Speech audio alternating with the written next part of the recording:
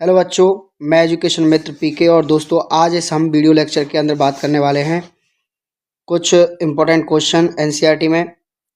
ये है आपका 9.10 क्वेश्चन एमीन वाले चैप्टर से। तो इस तरह के 4-5 क्वेश्चन हैं जिनको हम सॉल्व करेंगे इस वीडियो के अंदर और आपकी बोर्ड एग्जाम में इस तरह के क्वेश्चन पूछे जा सकते हैं। तो उनकी प्रैक्टिस के लिए आपके लिए वेरी इंपॉर्टेंट रहने वाला है ये वीडियो। तो फर्स्ट क्वेश्चन देखते हैं। एक एरोमेटिक यौगिक ए जलीय अमोनिया के साथ गर्म करने पर यौगिक बी बनाता है। तो कहने का मतलब ये कहना चाह रहा है कि एक यौगिक ए है एरोमेटिक एमीन और इसको अपन अमोनिया के साथ गर्म करेंगे तो ये आपका बना देगा बी। ठीक है भाई। और आगे क्या कह रहा है कि जो बी बना है आपका वो ब्रोमीन Br2 और KOH के साथ गर्म करने पर एक यौगिक सी बनाता है। अब इस सी का अपन को फॉर्मूला भी दे रखा है उन्होंने, C6H7 और N। और ये कह रहा है कि इस ABC यौगिकों की संरचना बनाइए। तो अब अपन इसको कैसे आगे सॉल्व करेंगे। तो देखो सबसे पहले अपन को सी से इंट मिल रहा है कि ये जो सी है इसका फॉर्मूला दे रखा है। और दूसरी बात ये जो Br2KOH लिख रहा है ना, इससे हमें पता चल रहा है कि यार हॉफमान ब्रोमीमाइड रिएक्शन हुई है। और हॉफमान ब्रोमीमाइड रिएक्शन हुई है तो इसका मतलब ये बी क्या रहा होगा, एमाइड रहा होगा। तो अपन थोड़ा सा सी को देख लेते हैं। अब यार सी में क्या लिख रहा है C6H7। तो इसका मतलब, और पहली बात तो वो एरोमेटिक यौगिक कह ही रहा है अपन से, तो इसका मतलब बेंजीन रिंग तो पक्का है इसके अंदर, सी के अंदर। और बेंजीन रिंग है और एक नाइट्रोजन है। देखो कार्बन तो चाहिए, इसका मतलब नाइट्रोजन सीधा ऐड होगी आपकी और 7 हाइड्रोजन है तो इसका मतलब इसमें चले गए 5 तो है ना रिंग में C6H5। तो बचे कितने, 2। तो इसका मतलब ये एनिलीन की बात कर रहा है क्योंकि C6H7 आपका जो फॉर्मूला है C6H7N ये एनिलीन का ही तो है। अर्थात अपन को सी मिल गया कि भाई सी एनिलीन है। अब एक बात बताओ यार कि एनिलीन किससे, हॉफमान ब्रोमाइड से बनी है ये एनिलीन। तो बी कौन सा एमाइड रहा होगा, बी आपका ये बेंजामाइड रहा होगा। और इसी से तो आपका क्या बनेगा, एनिलीन बनेगी। इसकी हॉफमान ब्रोमाइड रिएक्शन से एनिलीन बनेगी। ठीक है। और अब ये एमाइड कहाँ से बना होगा, तो अपन जानते हैं एक रिएक्शन कि कार्बोक्सिलिक जो अम्ल होता है आपका, कार्बोक्सिलिक अम्ल, ठीक है, उसको अगर अमोनिया के साथ आप क्या करोगे, गर्म करोगे तो आपका क्या बन जाता है, एमाइड। तो इसका मतलब बिल्कुल सही आंसर है। ए आपका हो गया बेंजोइक अम्ल और बी हो गया आपका बेंजामाइड और सी हो गया आपका एनिलीन। अर्थात हम अगर ये क्वेश्चन आ जाएंगे तो इस तरह का क्वेश्चन आएगा तो हम उसको ये लिख के आएंगे आंसर में कि भाई ये आपका रिएक्शन हो जाएगी पूरी। ठीक है। तो आपको ये क्वेश्चन आ गया एज इट इज, तो ये सॉल्यूशन आपको ध्यान रखना है। और इस तरह का और कोई क्वेश्चन आ जाए तो उसमें कैसे प्रोसेस अपन को करनी है ना, वो आपको पता होना चाहिए। ठीक है। तो ये हो गया अपन का पहला क्वेश्चन।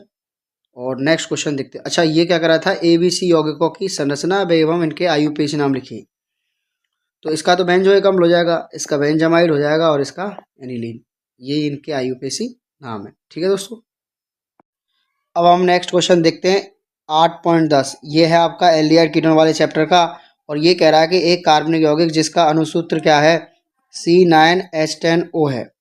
तो इस तरह का एक क्या है आपका कंपाउंड है और ये क्या कर रहा है 2,4-DNP व्युत्पन्न बनाता है।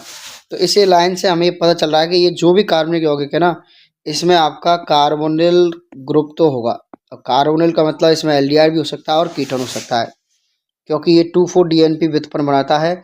और ये आपको पता ही है कि कार्बोनिल यौगिकों की क्या है, नाभिक स्नेह योगात्मक अभिक्रिया, अर्थात इसमें इस यौगिक में एल्डिहाइड और कीटोन तो है। आगे कह रहा है कि टोलेन अभिकर्मक को अपचयित करता है। अब इस बात से पक्का पता चल गया कि भाई साहब इसमें जो कार्बोनिल कंपाउंड है ना वो कौन है, एल्डिहाइड है।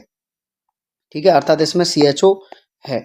अभी तो पहली वाली बात से तो हम कह रहे हैं कि इसमें एल्डिहाइड भी हो सकता है कीटोन, लेकिन दूसरी वाली जो लाइन है उसने आगे ये कंफर्म कर दिया कि इसमें कौन है, एल्डिहाइड है। क्योंकि एल्डिहाइड को ही क्या करता है, एल्डिहाइड ही टोलेन को क्या करता है, अभिकर्मक को अपचयित करता है।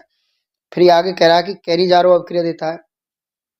अब कैनिजारो अभिक्रिया से पता चला है कि भाई ये जो भी यौगिक है ना इसमें अल्फा H नहीं होगा।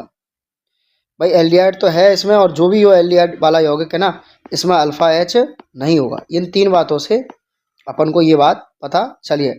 फिर कह रहा है कि प्रबल ऑक्सीकारक पर वह 1,2 बेंजीन डाई कार्बोक्सिलिक अम्ल बनाता है। यानी ये कह रहा है कि ये जो भी कंपाउंड है ना वो आपका पता है क्या करता है, अगर इसको अपन प्रबल ऑक्सीकरण करा दे इसका, प्रबल ऑक्सीकरण है ना। प्रबल ऑक्सीकारक कौन होते हैं? K2Cr2O7 और KMnO4 और भी होते हैं। तो ये क्या देता है? 1,2 बेंजीन डाइकार्बोक्सिलिक अम्ल। इस तरह से थैलिक अम्ल देता है हमें। ये क्या देता है? थैलिक अम्ल। अब ये तो अपन को प्रोडक्ट पता चल गया, लेकिन अब ये कह रहा है कि वो कार्बनिक यौगिक कौन है। तो दोस्तों ये आपका जो कार्बनिक यौगिक है नहीं, उसको देखते हैं अपन। अब C9H10 है, C9H10 है ना। पहली बात तो फॉर्मूला C9H10 है। इसका मतलब कोई मतलब संतृप्त कंपाउंड तो नहीं हो सकता, इसमें बेंजीन रिंग है। और बेंजीन रिंग क्यों नहीं होगी? क्योंकि प्रोडक्ट अपन का ये है, तो बेंजीन रिंग तो पक्का होगी। इसका मतलब बेंजीन रिंग है। ठीक है। अब अपन को इस पे एल्डिहाइड लगाना है। क्या लगाना है? एल्डिहाइड। तो हमने यहाँ पर आपका क्या लगा दिया? बेंजल्डिहाइड लगा दिया ये। ठीक है। लेकिन अभी भी फॉर्मूला कंप्लीट नहीं हुआ है। वहाँ C9 है और 6 कार्बन तो हो गए रिंग में और 1 कार्बन हो गया उसका, ठीक है, एल्डिहाइड का। तो अभी तो 7 ही कार्बन हुए। इसका मतलब अभी इस पर 2 कार्बन हो रहे हैं। अब 2 कार्बन और एक ही ऑक्सीजन है, ऑक्सीजन यहाँ एक लगी गई है। तो इसका मतलब क्या रहेगा? यहाँ पर आपका कोई सिंपल सा एल्किल समूह होगा। ठीक है, ये एल्किल समूह होगा।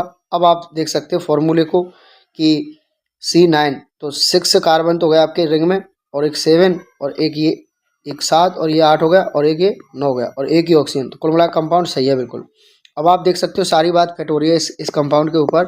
सारी बात फिट हो रही है कि ये जो कंपाउंड आपका बना है ये 2,4-DNP व्युत्पन्न दे सकता है। बिल्कुल सही बात है। टोलेन अभिकर्मक को क्या कर सकता है? अपच्छेद कर सकता है। और ये कैनिजारो अपक्रिया दे सकता है, क्योंकि कैनिजारो अपक्रिया कौन यहाँ से देगा? इसके अल्फा पे क्या नहीं है? यहाँ H नहीं है। तो कुल मिला बात ये है कि ये जो यौगिक है ना आपका कार्बनिक यौगिक, वो यही है। सही है बिल्कुल। और अगर आप इसका क्या कराओगे? प्रबल ऑक्सीकरण कराओगे तो ये 1,2 बेंजीन डाइकार्बोक्सिलिक अम्ल बनाएगा। तो इसमें हम क्या लिखेंगे कि ये कार्बनिक यौगिक ये है और ये उत्पाद है। तो इसको आप थोड़ा सा अच्छे से नोट कर ले। इसके लिए मैं आपको यहाँ पर क्या है इसको रब कर देता हूँ, जो भी और एक्स्ट्रा चीज़ें ये देखिए। ठीक है ना। तो ये हो गया आपके,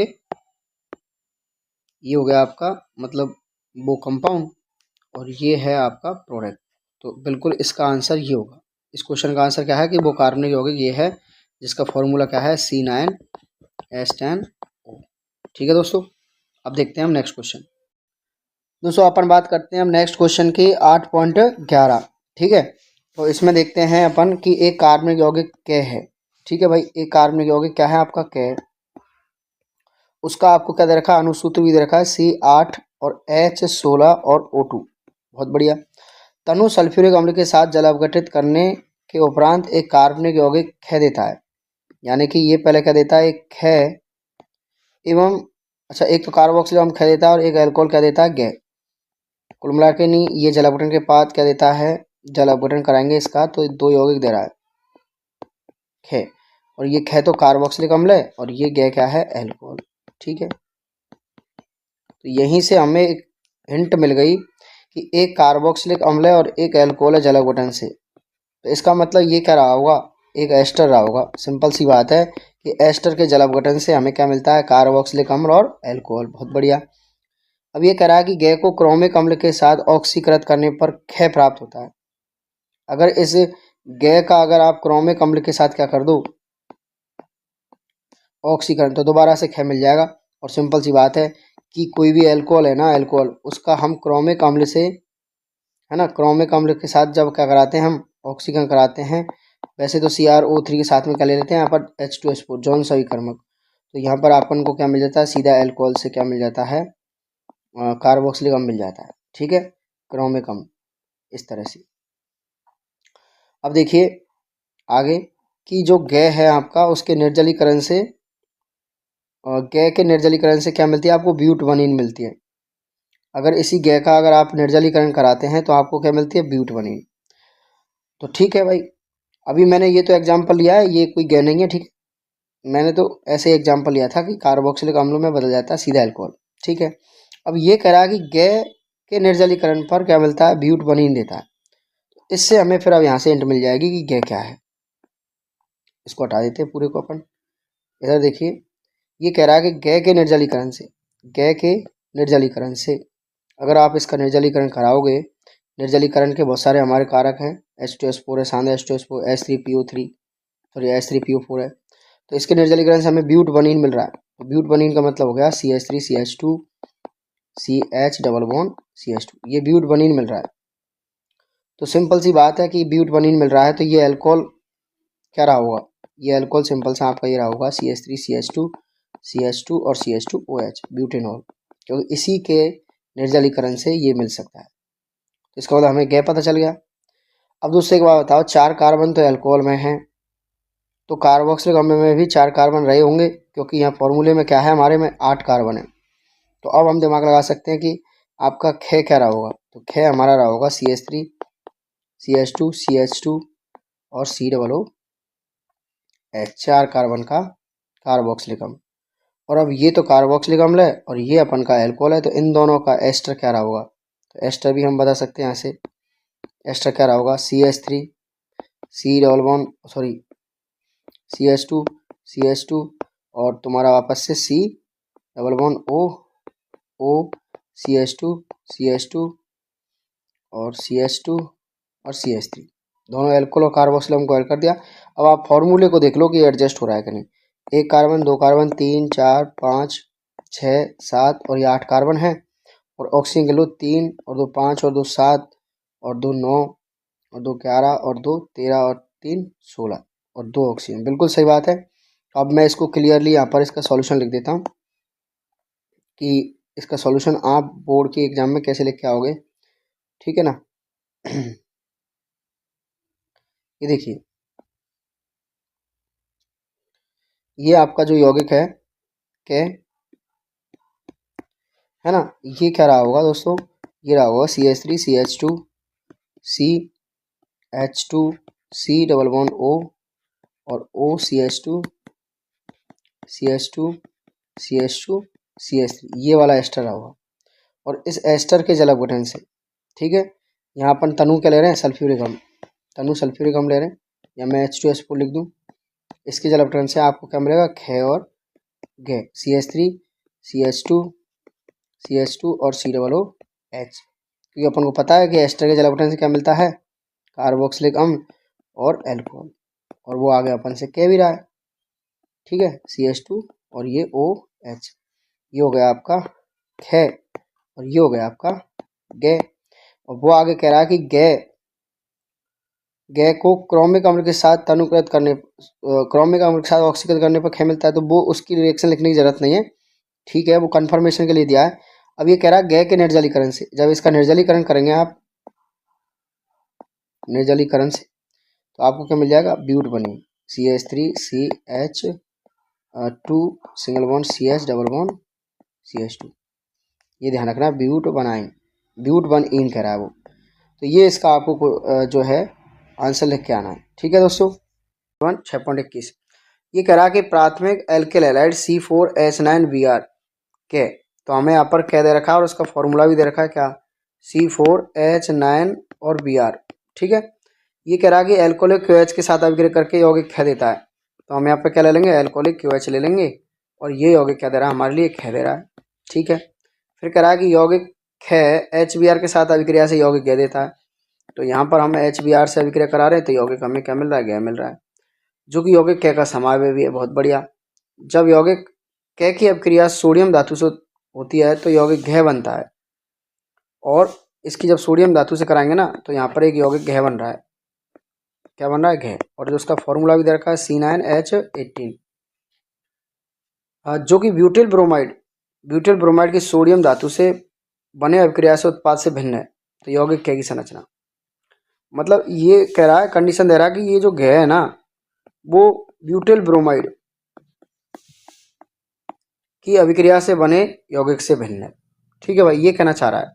तो अभी तो हमने क्वेश्चन जो कहना चाह रहा था वो हमने लिख लिया। अब अपन के सॉल्यूशन की बात करते हैं। ये कह रहा है कि यौगिक क्या होगा। अब देखो क्या हो सकता है, पहले तो ये देखिए, नंबर 1 पे तो क्या ये हो सकता है दोस्तों, ये हो सकता है आपका क्या, और दूसरे नंबर पर क्या हो सकता है, क्या इसी का दूसरा जो समावयवी है Br, ये ले सकते हैं अपन, और इसके अलावा तो 4 कार्बन की श्रृंखला में कोई और है नहीं।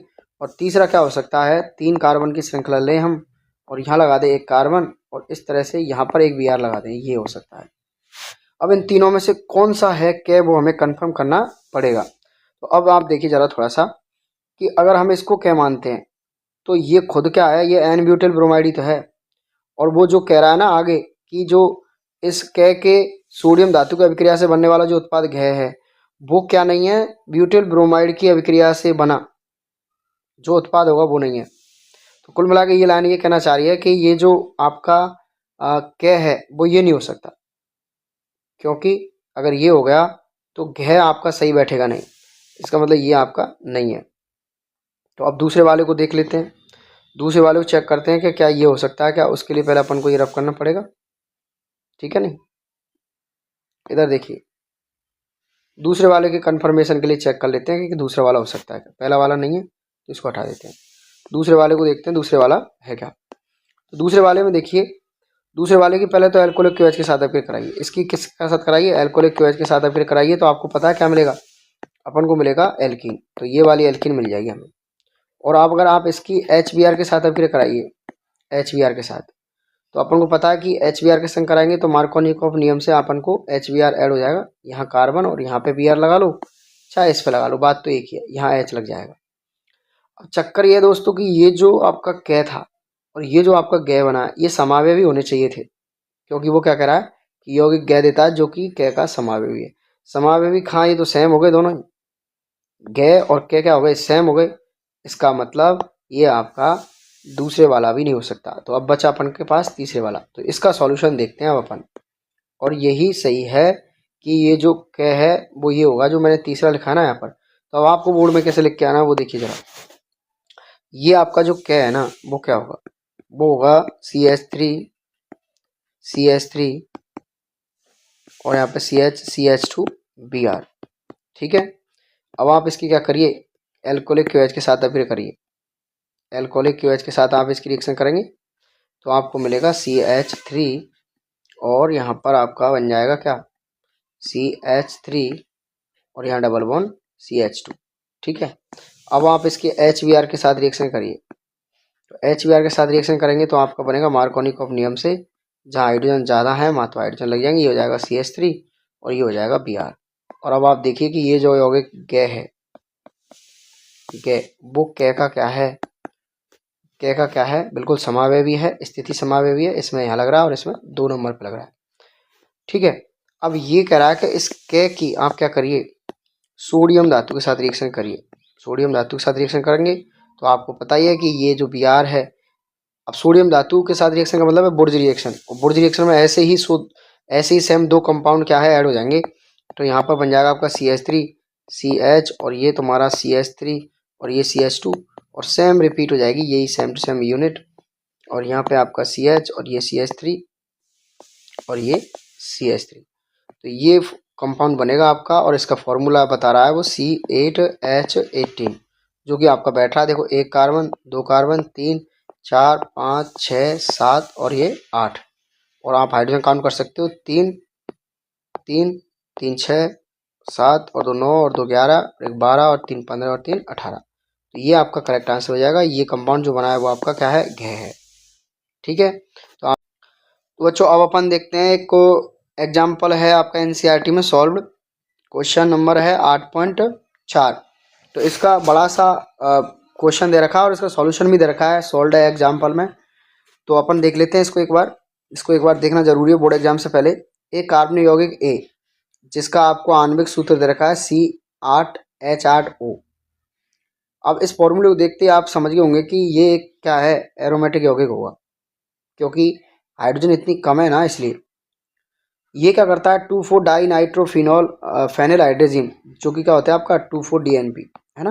अपना 2,4 DNP पढ़ा, 2,4 DNP अभिकर्मक के साथ नारंगी लाल अवक्षेप प्रदान करता है। अब इतनी सी लाइन से पता अपन को क्या पता चल रहा है कि यौगिक जो A है ना 2,4 DNP व्युत्पन्न निर्मित करता है, अतः यौगिक कोई एल्डिहाइड या कीटोन होगा, क्योंकि अपन को पता है कि एल्डिहाइड और कीटोन 2,4 DNP के साथ अभिक्रिया करके क्या बनाते हैं, रंगीन अवक्षेप बनाते हैं। अब आगे देखिए, और सोडियम हाइड्रोक्साइड की उपस्थिति में आयोडीन के साथ गर्म करने पर पीले रंग का अवक्षेप देता है। अब ये कौन सी रिएक्शन हुई, सोडियम हाइड्रोक्साइड की उपस्थिति में आयोडीन के साथ गर्म करने पर पीला रंग का अवक्षेप, ये हो गई हेलोफॉर्म रिएक्शन। अब हेलोफॉर्म रिएक्शन दे रहा है, इसका मतलब इसमें क्या होगा, एक मेथिल कार्बोनिल समूह होगा, ठीक है, ठीक है, मतलब ये कुल मिला के हेलोफॉर्म रिएक्शन देता है। आगे देखते हैं, ये अभी ये कंफर्म हुआ कि यहाँ से ये एल्डिहाइड है या कीटोन है, क्योंकि दोनों लाइनों से एल्डिहाइड भी हो सकता है कीटोन। लेकिन आगे देखिए आप लोग, यह यौगिक टोलेन अभिकर्मक तथा फेलिंग अभिकर्मक को अपचयित नहीं करता है, नहीं करता है, इसका मतलब ये पक्का क्या है, कीटोन है। सॉल्यूशन की लाइन देखिए, चूंकि यह टोलेन अभिकर्मक तथा फेलिंग विलयन को अपचयित नहीं करता, इसलिए यौगिक ए कीटोन ही होगा। यौगिक ए आयोडोफॉर्म परीक्षण देता है। तो आगे कह रहा है ना कि पीले रंग का अवक्षेप देता है, इसका मतलब ये आयोडोफॉर्म रिएक्शन देता है, या हेलोफॉर्म रिएक्शन कह सकते हैं अपन उसको। आगे देखिए, और नहीं यह ब्रोमीन जल अथवा बेयर अभिकर्मक को वर्ण विहीन करता है। नहीं क्या करता है ये, ब्रोमीन जल अथवा बेयर अभिकर्मक को वर्ण विहीन करता है। यह क्रोमिक अम्ल द्वारा प्रबल ऑक्सीकरण से एक कार्बोक्सिलिक अम्ल भी बनाता है, जिसका आणविक सूत्र क्या है, C7H6। यौगिक ए और बी को पहचानिए और प्रयुक्त अभिक्रियाओं को लिखिए। अब क्या कहना चाह रहा है कि मैथिल कीटोन होना चाहिए। यौगिक ए का आणविक सूत्र संकेत देता है कि यह अत्यधिक असंतृप्त है, फिर भी यह ब्रोमीन जल और बेयर अभिकर्मक को वर्ण विहीन नहीं करता है। इससे प्रदर्शित होता है कि असंतृप्तता एरोमेटिक वलय के कारण है। मतलब कहने का यह है कि ये जो फॉर्मूला दे रखा है ना आपको, इससे तो लगता है कि कंपाउंड आपका क्या है, बहुत असंतृप्त है। और ये क्या कर रहा है कि ये टोलेन अभिकर्मक यह ब्रोमीन जल तथा बेयर अभिकर्मक को वर्ण विहीन करता है, मतलब रंग नहीं बदलता उसका।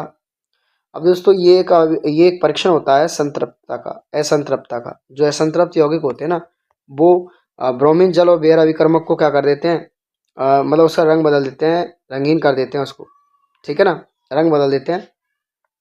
लेकिन ये ऐसा काम नहीं कर रहा है, इसका मतलब तो ये क्या होना चाहिए, संतृप्त होना चाहिए। लेकिन फॉर्मूले से क्या दिख रहा है, ये असंतृप्त। तो इसका मतलब यहाँ पर क्या है कि ये यौगिक में बेंजीन रिंग है। क्या है इसमें, बेंजीन रिंग। और वो असंतृप्तता बेंजीन रिंग के कारण है, बाहर समूह जो है उनके अंदर डबल बॉन्ड नहीं है। ठीक है भाई। उसके बाद में क्या देखिए, अब अपन आगे देख लेते हैं कि ये क्या कहना चाह रहा है कि यह क्रोमिक अम्ल द्वारा प्रबल ऑक्सीकरण से कार्बोक्सिलिक अम्ल देता है। ठीक है, जिसका आणविक सूत्र एक कार्बोक्सिलिक अम्ल देगा, जिसका आणविक सूत्र दे दिया। और ये कहना चाह रहा है कि ए और बी को बताइए, कि जो अभिक्रिया हो ना उसको बताइए। तो दोस्तों अपन को पता है कि कोई एरोमेटिक कीटोन है। अभी अपने कहा ना कि भाई जो फॉर्मूला है आपका उसमें बेंजीन रिंग है, और ये पक्का पता चल गया कि कीटोन है। ठीक है ना, क्या है, कीटोन है। और 8 कार्बन है तो 6 तो रिंग में हो गए, और 2 आपके इसमें हो गए बाहर। तो कुल मिला के नहीं, जो कंपाउंड ए है ना वो ये होगा। अभी सारी शर्तों को पूरा कर रहा है। ये 2,4 डाइनाइट्रोफेनिल हाइड्रोजन के साथ भी अभिक्रिया कर रहा है, ये व्युत्पन्न दे रहा है। और आपका ये क्या है, ये जो यौगिक है ना ए, ये देखो आयोडोफॉर्म रिएक्शन भी दे रहा है। आयोडोफॉर्म रिएक्शन दे रहा है ना, CHI3 बन रहा है, पीला अवक्षेप बन रहा है आपका ये। तो कंफर्म हो गया कि ए तो यही है। और फिर वो आगे एक कंफर्मेशन और कर रहा है कि ये जो क्रोमिक अम्ल है H2CrO4, ठीक है, इसके साथ क्या कर रहा है, क्रोमिक अम्ल के साथ प्रबल ऑक्सीकारक है ये क्रोमिक अम्ल, इसके साथ क्या कर रहा है ये आपका क्या है, कार्बोक्सिलिक अम्ल बना रहा है। और आपको पता है कीटोन के जो ऑक्सीकरण से क्या होता है, कार्बोक्सिलिक अम्ल बनता है, और यहाँ से ये बॉन्ड ब्रेक होगा और एक कार्बन वाला यहाँ पर कार्बोक्सिलिक अम्ल बनेगा। वैसे भी फॉर्मूला भी दे रखा है उसने ये क्वेश्चन में। ठीक है, तो अब दोस्तों देखो, एक्चुअली में बात ये है कि आपको ये इतना ज़्यादा डिटेल में नहीं देखना है आपको। तो ये क्वेश्चन आपको बोर्ड से पहले देख के जाना है कि इस तरह का क्वेश्चन है तो हमारा इसका आंसर क्या होगा, ये है। अगर कोई बच्चा इन क्वेश्चनों को नहीं देख के जाता है और बोर्ड में ये आ जाते हैं तो उसका दिमाग कतई हो जाएगा कि करना क्या है। तो मैंने इस वीडियो के अंदर 5-6 क्वेश्चन डिस्कस करें, इनको आप एक बार ज़रूर देख के जाएं और तुरंत आपको बोर्ड में यही क्वेश्चन मिलते हैं तो बहुत अच्छी बात है। अगर इसके अलावा कोई और क्वेश्चन आ जाए तो फिर आपकी ये 5-6 क्वेश्चनों से प्रैक्टिस हो जाएगी। उसके बाद चाहे कैसा भी क्वेश्चन आ जाए आप कर लेंगे। Thank you so much.